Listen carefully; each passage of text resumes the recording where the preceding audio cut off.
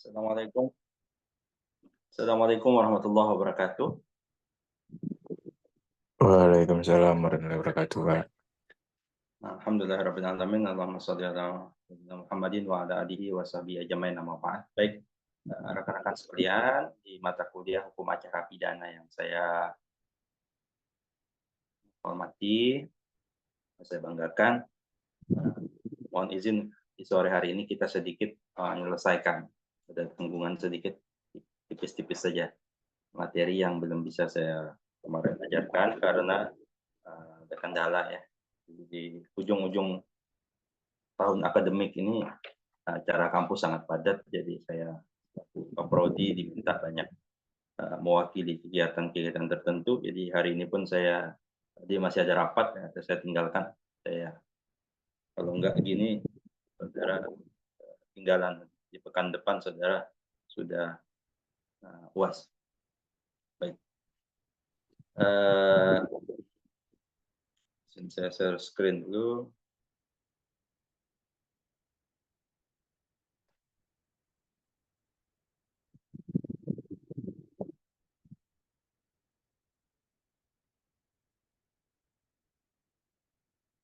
Baik. Jadi kalau ada gangguan suara atau apa, tolong saya diingatkan karena sepertinya di sini sinyalnya nggak terlalu bagus.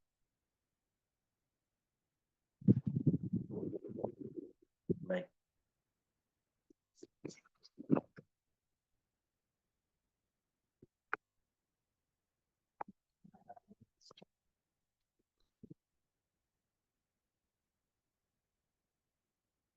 Baik, kita bicara tentang tuntutan dan putusan pengadilan.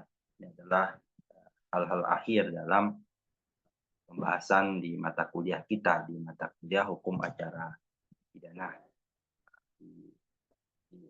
Jadi ini kita akan sedikit bicara tentang buah dari apa yang dipelajari selama semester ini. Gitu. Kita belajar bagaimana dari awal penyidikan, awal nanti ada pra penuntutan, mulai dari penyelidikan, penyidikan, pra penuntutan, penuntutan, persidangan. Nah, di persidangan ini kita menuju buahnya. Buahnya apa? Putusan pengadilan. Ingat ya, kata-katanya adalah putusan, jangan sampai salah. Bahwa kalau di level pengadilan namanya adalah putusan. Kalau dia SK, ini namanya surat keputusan. Nah, ini keputusan. Sedangkan kalau di pengadilan namanya adalah putusan. Putusan pengadilan. Oke. Setelah saudara melewati proses, saya ingat kemarin kita bicara tentang pembuktian. Nah, setelah dibuktikan, maka setelah melakukan proses pembuktian itu, maka tahap selanjutnya adalah namanya pembacaan rekusitor. Rekusitor itu adalah tuntutan. Apa sih yang dituntut? Kalau bahasa gampangnya, jaksa penuntut umum itu mau menjatuhkan pasal yang mana dan berapa berapa yang dituntut. Kan kalau di pasal itu minimal 5 tahun atau setinggi-tingginya 10 tahun. Kan ada pilihan alternatif. Jadi bisa 2 tahun, bisa berapa tahun, itu kan tergantung nanti. Nah, dalam kasus yang spesifik ini, jaksa akan menuntut berapa? Oh, dituntut 10 tahun oleh jaksa. Kan di surat dakwaan, kalau saudara ingat kemarin di surat dakwaan itu bicara tentang pasal apa yang dikenakan, tapi belum menyebut berapa yang ditargetkan untuk dikenai, kan gitu. Nanti kan hakim akan melihat dari dakwaan, lalu pembuktian, lalu menimbang-nimbang menurut jaksa itu gimana. Nah, misalnya gitu. Pemeriksaan terhadap diri terdakwa dan saksi cukup, maka penuntut umum dipersilahkan menyampaikan tuntutan. Ya. Selanjutnya namanya tuntutan pidana. JPU, jaksa penuntut, menguraikan segala sesuatu selama berlangsungnya persidangan itu. Selama proses persidangan itu apa saja yang sudah terjadi dalam pembuktian itu. Oh, menurut jaksanya ini terbukti, ini terbukti. Menurut saksi ini begini, begini, begini, begini. Dan menurut JPU-nya, oh berdasarkan bukti ini, maka dakwaannya itu terbukti misalnya menurut terbukti atau tidak. Jaksa pasti akan nanti mengejar dia terbukti. Oh, terbukti pun bisa jadi ada 1, 2, 3, 4. Yang terbukti hanya 1 dan 2. Bisa jadi 3-nya tidak. Bisa jadi. Hakim JPU yang nanti menentukan. Misalnya target dia paling tinggi itu hukuman sampai misalnya 15 tahun. Karena dia menurut dia tidak semuanya terbukti, misalnya jadi tuntut hanya 5 tahun. Misal. Dari dakwaan yang banyak misalnya terbukti hanya pasal tertentu. Misalnya. Misalnya, dia diancam pembunuhan, pertamanya pembunuhan. Pembunuhan.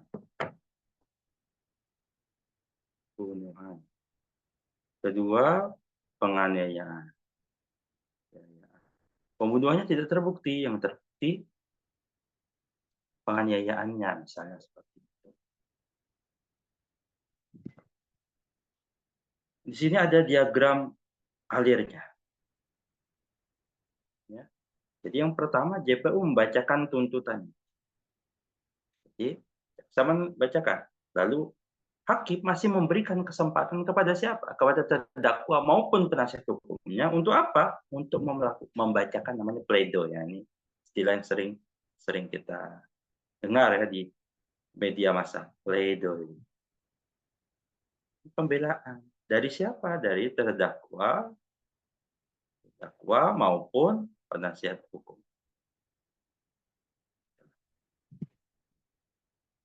Setelah bacakan ya, lalu jaksa setelah dibacakan pledoi dia punya hak lagi memberikan namanya jawaban atau kita sering sebut dengan replik.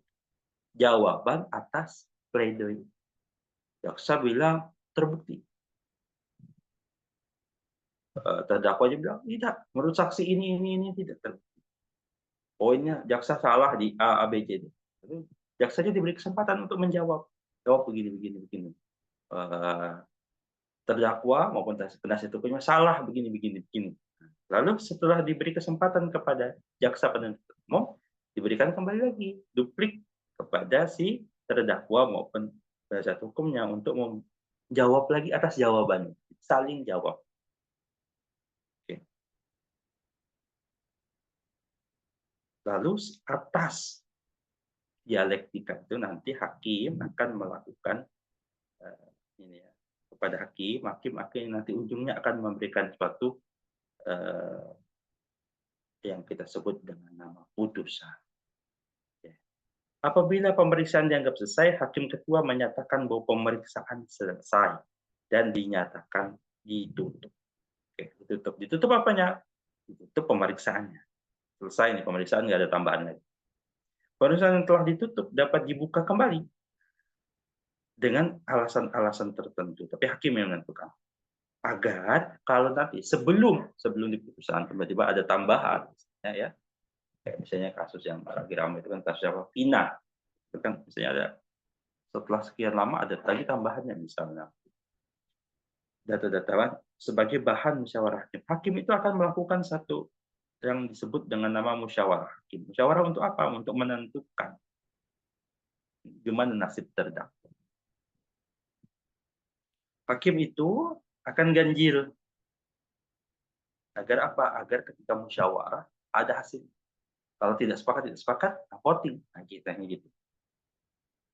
Musyawarah hakim dilakukan itu mandiri tanpa kehadiran para pihak.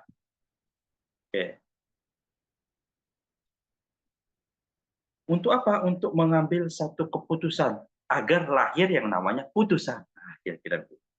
Didasarkan atas apa? Surat dakwaan. Makanya surat dakwaan itu penting. Lihat yang pertama surat dakwaannya, lalu bagaimana yang terjadi? Bukti di persidangan. Apakah cocok? Oh, jaksa mengatakan perbuatan tersebut dilaksanakan di malam hari. Ternyata dalam pemeriksaan terbukti bahwa dia siang hari. Berarti kan nggak relate, nyambung, nggak salah nih dakwaannya. Salah dalam menyusun dakwaan. Benar terjadi pembunuhan, tapi waktunya misalnya salah, tempatnya salah, pelakunya bisa jadi salah. Betul, Vina itu terbukti, mohon maaf, dilecehkan dan dibunuh. Ada. Tapi apakah pelakunya yang itu? Nah, itu kan belum tentu. Begitu. Jadi dakwaannya mengatakan begini, apakah terbukti nanti di persidangan seperti itu? Lalu bagaimana cara musyawarahnya? Cara musyawarahnya hakim ketua ya, menyejukan pendapat kepada siapa yang paling muda. Siapa tahu nanti kalian ada yang jadi hakim. Gitu. Hakim ketua akan nanya, ya kalian yang paling muda akan ditanya dulu pendapat gimana. Lalu setelah itu kan standarnya hakimnya 3. Tanya dulu yang paling muda, lalu tanya ke seniornya, lalu nanti hakim ketua yang akan menentukan. Dia akan berpendapat. Kalau pendapat 2 ini sama, dia akan biasanya dia akan menyimpulkan dia. Tapi kalau berdua ini berbeda, hakim akan memilih mana pandangan yang paling sesuai. Maka bisa mufakat. Bisa suara terbanyak. Atau ada satu asas. Putusan itu ya, tidak selalu harus yang berat, paling berat, seberat-beratnya. Tapi juga bisa nih diperhatikan yang paling menguntungkan. Kan itu ada perdebatan. Oh ini A, oh ini B, misalnya gitu ya. Di antara lalu ada lagi pendapat ya, nanti bilang lagi C. Apakah dijatuhkan yang paling berat? Tidak. Ternyata dalam asasnya dipilih yang paling ringan. Kalau ternyata misalnya yang paling ringan C akan jatuh. Kenapa? Karena tidak ada kebulatan terhadap kasus itu. Kalau bulat, ya kan dia pasti tidak ada pilihan-pilihan. Bulat pendapat. Nah, melahirkan ada beda-beda itu karena tidak terjadi satu mufakat. Nah, kalau ada perdebatan, ya, hakimnya tidak bisa memberikan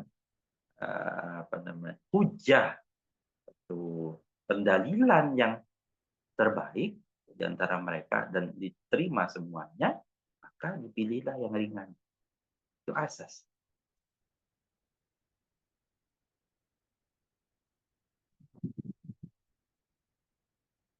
Pelaksanaan pengadilan pusat dicatat.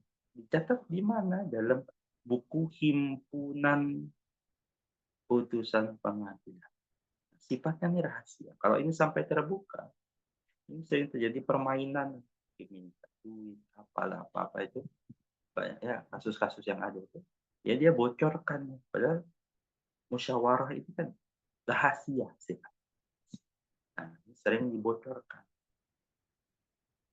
Gitu ya, ada hakim ditangkap tuh salah satunya kan dia membocorkan ini.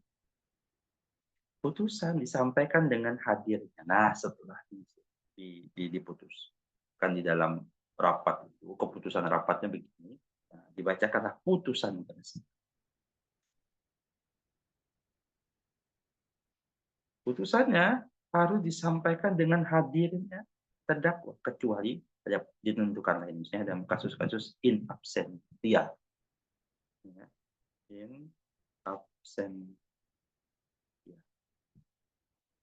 Tanpa kehadiran terdakwa. Bisa jadi dari awal terdakwanya nggak ada. Apabila terdakwa lebih dari satu orang, putusan diucapkan di hadapan terdakwa yang hadir. Putusan pengadilan itu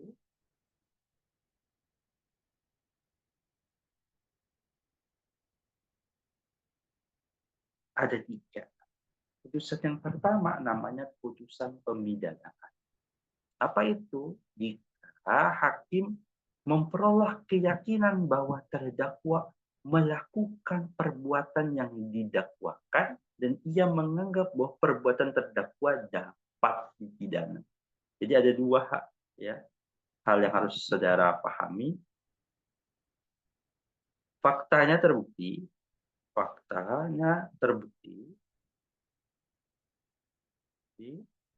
dan fakta ini bisa dipidana atau dapat dipidana. Kenapa? Ini berkaitan dengan misalnya kasus pembunuhannya terbukti. Ada orangnya mati. Tapi ternyata yang membunuh itu orang gila. faktanya terpenuhi, tapi orangnya tidak bisa dipidana. Kita saudara ingat kemarin dalam mata kuliah pidana, saudara ada istilah alasan pembenar dan alasan pemaaf. Nah, apabila terbukti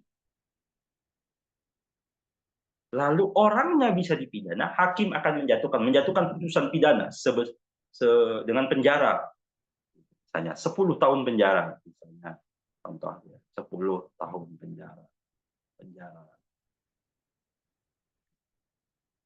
Lalu Pak, bagaimana kalau tidak dua-duanya? Jadi harus dua-duanya dicentang, gitu ya.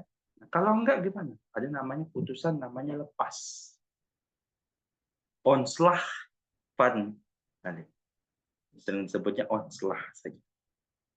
Dia terbukti, ya, terbukti, tetapi bukan tindak pidana.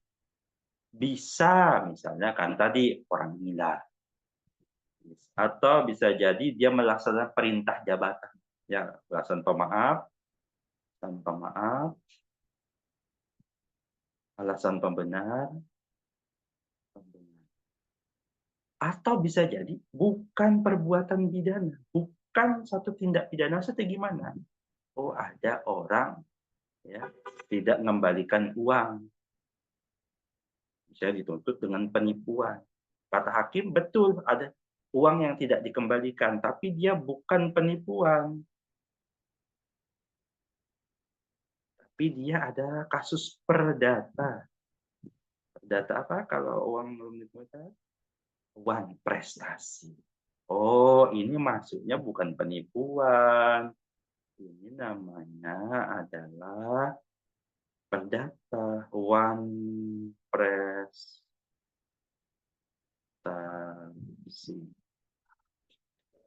Jadi terbukti perbuatan faktanya itu terbukti betul pada tanggal sekian, sekian, sekian, sekian. Tapi ternyata itu bukan satu perbuatan. Bisa jadi memang salah. Salah. Tapi tidak semua hal yang salah itu bisa dipidana. Gitu ya. Misalnya, oh ya dia nggak mengembalikan. Oh dia itu betul tidak tidak membayar sewa misalnya, kan gitu. Tapi dia bisa jadi tidak memenuhi unsur-unsur penipuan atau penggelapan atau kasus-kasus yang ya. Ya. Misalnya kasus siapa ya. Atau nih, putusan bebas. Tidak terbukti ada kesalahannya. Tidak ada buktinya. Hakim juga tidak yakin. Nah, itulah bahasa agama. Tidak terbukti, bebas. Kalau yang kedua, dia terbukti sebenarnya. Tapi bukan tindak pidana. Itu ya. Kalau mau bertanya, silakan saja langsung. Hakim itu punya kewajiban.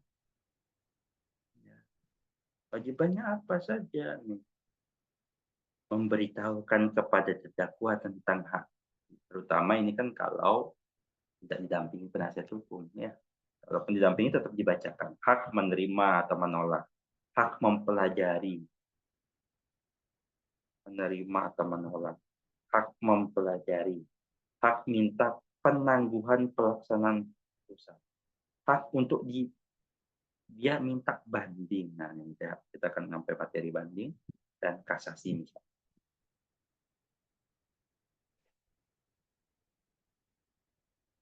Lalu ingat juga bahwa putusan itu harus sesuai format. Nah, saya ingatkan kembali kepada saudara, saya berulang kali bicara bahwa urusan hukum acara itu bicara tentang formalitas juga.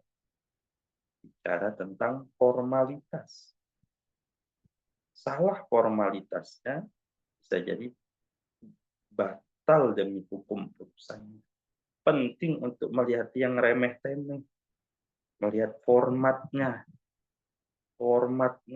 apa saja yang harus ada, apa yang harus tertera, apa saja yang ada dalam isinya. Itu penting untuk perhatikan. Oke, slide pertama. Saya sore ini ada 3 slide. Sabar dulu. Yes, habis. Enggak, sebentar. Ada slide selanjutnya.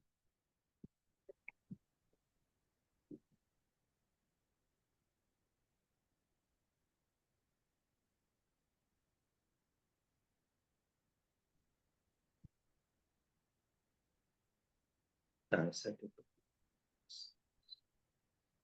Nah, kalau mau kecetak paling nanti digantinya pas sudah selesai UAS, nah kayak udah mau ini hasil akhirnya nilainya udah keluar semua, nah itu baru diganti biasa beda ketahuan. Aku nanti 2 nilai kok mana ada deh masih sampai sekarang.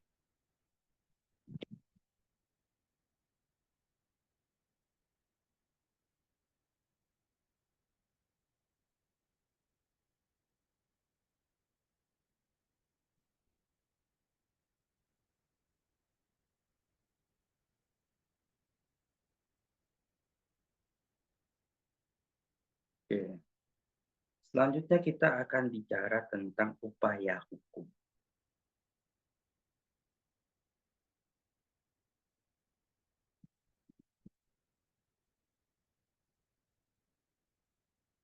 Oke. Apa itu upaya hukum? Adalah proses ya. Kalau si terdakwa maupun jaksa penuntut umum, jadi dua-duanya ya, tidak puas, tidak menerima hasil yang ada di tingkat pertama. Di materi awal-awal kita bicara tentang kemarin tuh apa namanya, kekuasaan kehakiman ada di pengadilan negeri, lebih tinggi tingkat provinsi namanya pengadilan tinggi, nanti tingkat kasih namanya Mahkamah Agung. Nah, proses dari ke atas ini namanya kan banding. Dia minta banding. Lalu proses dari ini ke atas kalau masih belum puas namanya kasasi. Nanti ada lagi lain-lain. Ini kan nama umumnya. Oke, kita perhatikan. Oh, ternyata upaya hukum itu ada yang biasa dan luar biasa. Upaya hukum ber-Z ini biasa, banding, kasasi, ada nanti kasasi dan hukum dan peninjauan. Oke, kita lihat di banding. Upaya banding dapat diajukan oleh siapa? Baik terdakwa maupun penuntut umum. Karena tidak puas dengan putusan pengadilan tingkat pertama atau pengadilan negeri. Tidak ada aturan jelas mengenai alasan banding, jadi bebas saja. Pengecualian banding adalah putusan 3. 3 ini tidak bisa dibanding. Putusan bebas, gimana kalau nggak bisa banding? Nanti kan kita lihat. Putusan bebas, putusan lepas dari segala tuntutan hukum, berkenaan dengan kurang tepatnya penerapan hukum, dan putusan dalam acara cepat. Acara cepat sidang hilang, tidak bisa dibanding. Kasasi, nah, kalau dia tidak bisa dibanding, salah satunya dia bisa langsung kasasi untuk yang tadi putusan bebas. JPU-nya bisa langsung kasasi. 3 alasan kasasi: kelalaian dalam hukum acara. Pertama itu bisa jadi kemarin tadi yang kita bahas. Atau ada peraturan hukum yang tidak dilaksanakan. Atau peradilannya tidak sesuai dengan undang. Maka perlu perhatikan oleh saudara bahwa di dalam hukum acara perdata di tingkat PN dan PC kita kenal dengan nama judek fakti. Judek.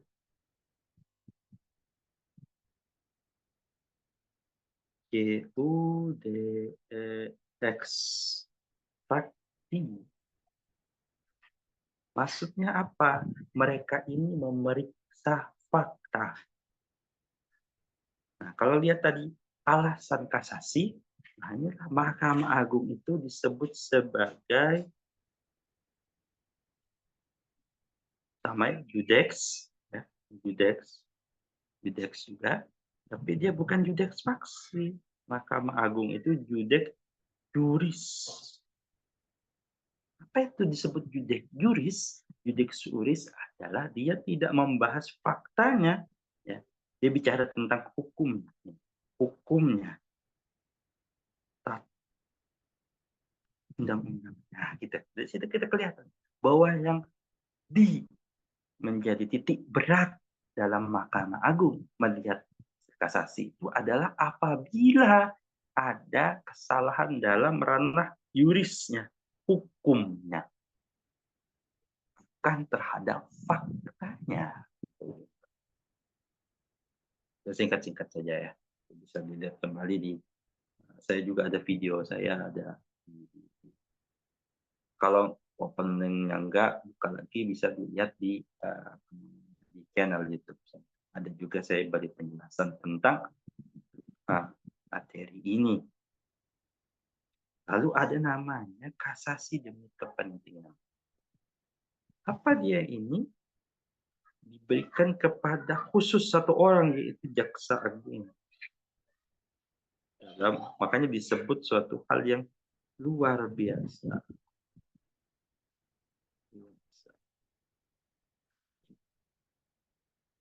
Lalu selain itu ada juga namanya PK. PK ini kalau ada novum, nah contoh kasusnya, misalnya kasus ini, bisa ditemukan fakta baru. Oh ternyata ada kan kemarin tuh yang sudah dihukum tuh 8 orang. Oh, ternyata misalnya ada bukti baru yang mengatakan salah satu, misalnya atau 8-8-nya tidak bersalah. Mereka walaupun sudah dihukum bisa mengajukan yang namanya peninjauan kembali. Nah, peninjauan kembali ini ya, membuka kembali lembaran-lembaran yang dulu tertutup.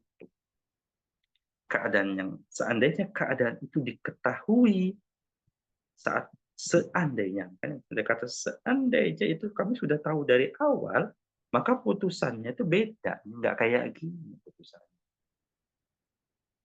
Atau ada pertentangan antara putusan satu dan putusan yang lain. Ternyata di kemudian hari ada putusan yang saling bertentangan. Dulu si A dihukum sebagai pelaku pembunuhannya. Ternyata di kemudian hari ada orang yang ditangkap dan ternyata dia terbukti yang melakukan pembunuhan itu. Nah itu kan bagaimana ada dua pertentangan hukum. Loh, kata yang putusan yang pertama yang pembunuh adalah si A. Tapi yang fakta yang baru pembunuhnya adalah B. Maka si A ini bisa mengajukan peninjauan kembali. Atau hakim melakukan satu kekhilafan atau kekeliruan yang nyata. Misalnya ada kita sebut dengan peradilan sesat.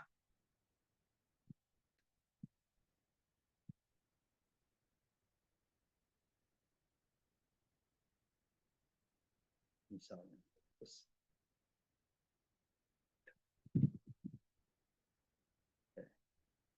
Ya, saya singkat-singkat saja nanti kalau mungkin 40 sampai 50 menit kita selesaikan.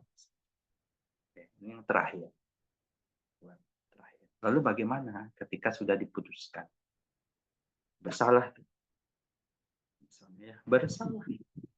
Lalu dikemanain orang yang bersalah? Bersalah itu dibawa kemana? Pelaksanaan putusan. Kau mengatur bahwa pelaksanaan putusan itu dilaksanakan oleh siapa? Jaksa. Ini putusannya bisa macam-macam. Bisa pidana mati, pidana tindak.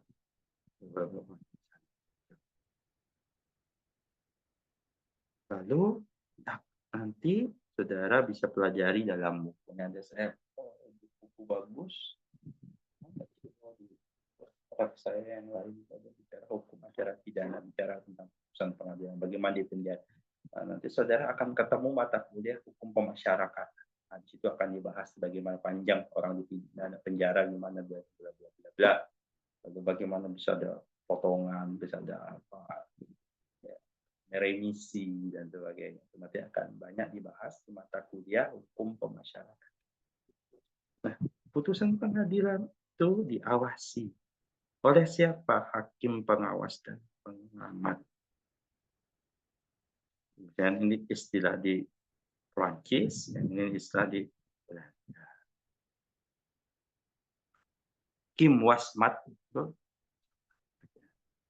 pada setiap pengadilan harus ada hakim beri tugas khusus untuk membantu ketua dalam melakukan pengawasan dan pengamatan dalam keputusan pengadilan yang menjatuhkan pidana.